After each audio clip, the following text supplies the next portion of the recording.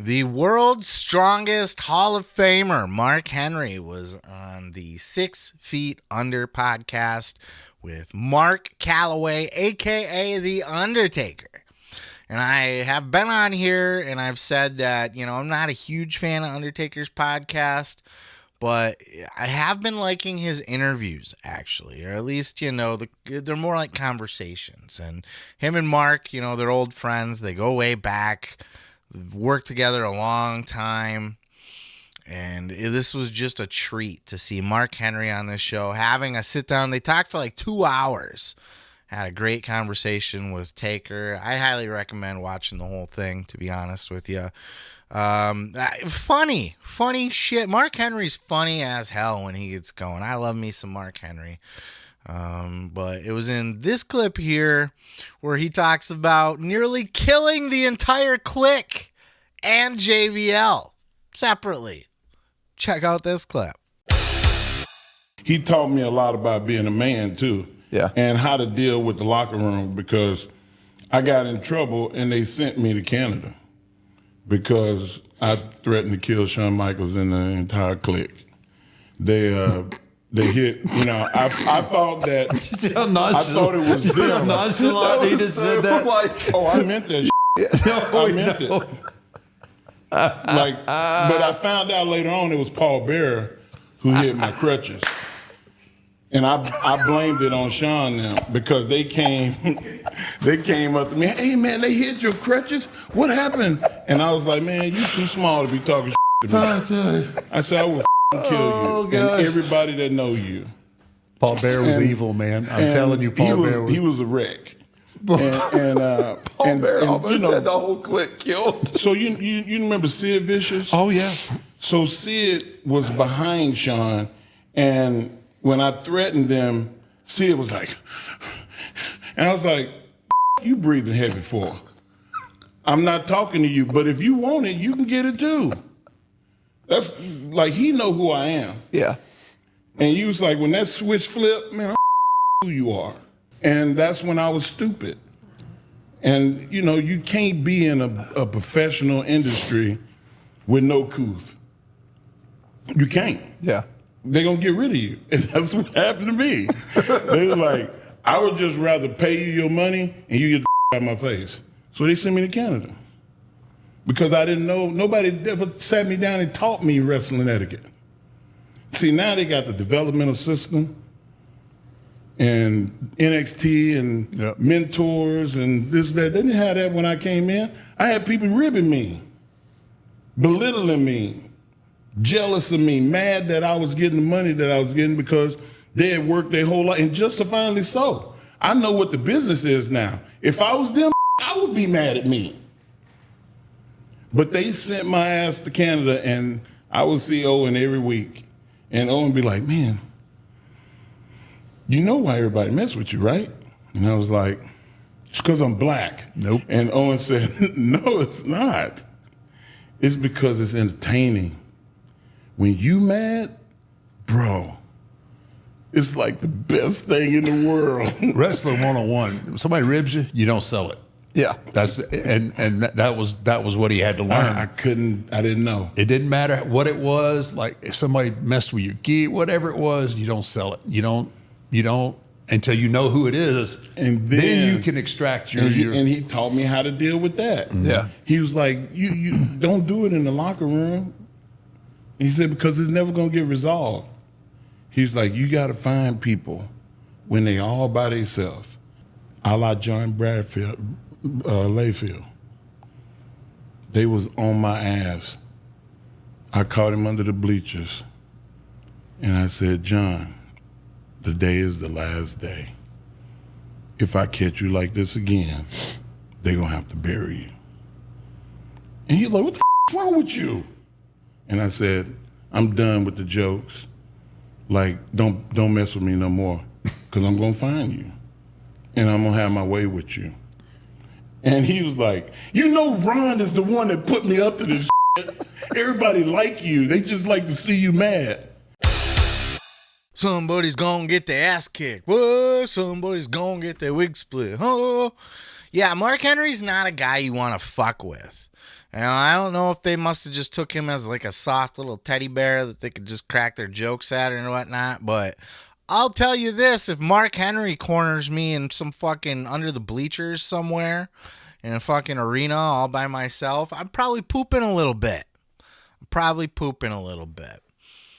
He threatens to kill the entire Kliq, and that just Taker just starts laughing and his host, and Taker's like, no, he's serious about that. And Mark's like, yeah, I was gonna kill them. They had to send me to Canada. They had to send me away to learn how to be in this business. Thankfully, he learned from Owen, he said, and Stu Hart taught him some shit too. And he came back and he was actually able to function within the business, but he came in and he was like, didn't fit at first, right? So a lot of people were looking at Mark like, who's this guy? Because he was the first guaranteed money guy, right? Like he was the first guy to be scouted, brought in, and trained how to wrestle. Like they went out and they found the world's strongest man and said, hey, he'd be fun to have in wrestling. Let's hire him. Let's train him. We'll pay him guaranteed money the whole time. And that was something that just was not going around to the other boys. And they were pissed off about that. Mark Henry even admitted, I'd be pissed about that too now that I know the business and shit. But they ribbed him. They poked at him. They were poking a bear, a big mean bear. A big, strong, mean bear that could probably literally take your arms and just pull them right out of your torso. I wouldn't put it past him. This guy could probably smush your head like a fucking grape. A little pressure probably, but like the cranium crunch, but with him. Ugh. Yeah, man. Mark Henry. No, and he talks about Sid sitting behind Shawn kind of huffing, and he's like, what? I wasn't talking to you, but you can get some too if you want. It's so funny because even Taker's sitting there, and it didn't make the cut of this clip here, but Mark even talked about telling Vince to back the fuck up one time when Vince was in his face. And Taker's just sitting there watching, and he's like, yeah, Mark's a bad dude. If Taker knows how strong Mark is, we got to know that Mark's not a guy that you want to fuck with. But it's fun hearing these stories. I love this kind of shit. And it's not even just, the that kind of stuff in particular, like the bullying behind the scenes and Mark standing up for himself, but just these conversations about the business between the boys.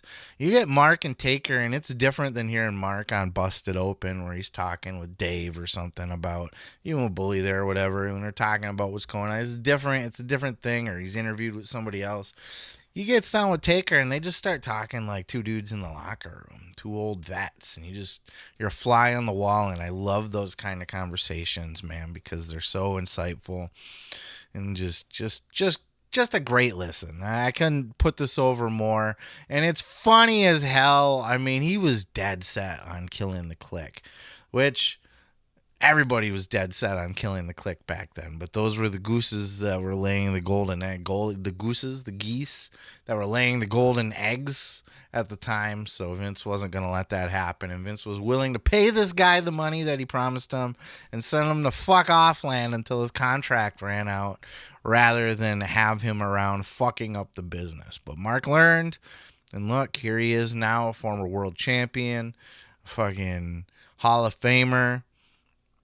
And I love me some Mark Henry. I think he's so fun to listen to in these interviews. He's always open. By the way, Mark Henry's contract coming up with AEW, and does not seem like he is going to be re-signing either on his end or Tony Khan's end.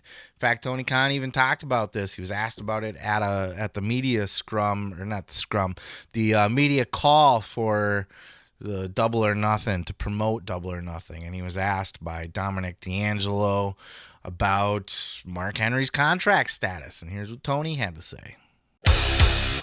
One of the legacy talents that have been in the news lately, Mark Henry, a report came out that his contract was expiring this month, supposedly, and was curious if you had interest in re-signing him or what his status is with the company moving forward. I really like Mark. We have to look at that internally, but I think as far as the contract and dates, but I think Mark's a great person, and I really personally like him. He's a great media personality as well as being a great wrestler and a great philanthropist. And I have a ton of respect for Mark, and he's been great in AEW, and I have a lot of respect for him in and out of the ring. Thank you very much.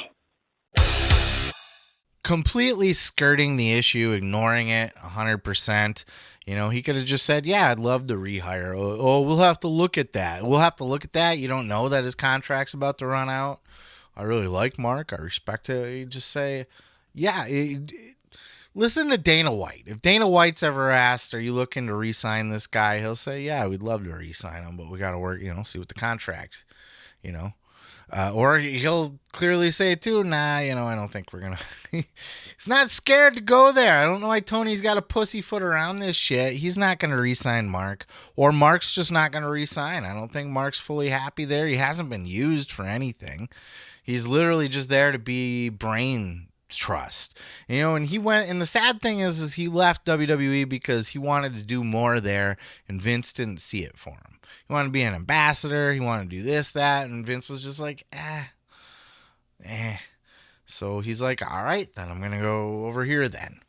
And Mark started out having some work to do over there. He was doing the Rampage. He was doing the Rampage shit, and then he was doing some behind the scenes type stuff too. I think he was working with like their outreach programs, like in the local communities and shit, but I don't think he's doing that anymore. At least I haven't heard anything else about it. So I would not expect his time to be much longer in AEW. I don't know if WWE is going to pick him back up either. He might just stay a free agent. He's not really an active talent anymore, so he's got his busted open shit and everything else. Not to mention his contributions to the wrestling business. Look, he's responsible for Braun Strowman, but he's also responsible for Bianca Belair and Jade Cargill, your favorite tag team champions. Both of them, Mark Henry people. So he's a good person to have around the business, but I've talked about it enough. I'd love to hear your thoughts on it, and go listen to that episode with him and Taker. It's 2 hours long, man. They just sit and chew the shit, and it's great. It's great shit. Thank you for checking out the video. Don't forget to like. Don't forget to subscribe. Don't forget to rest in peace.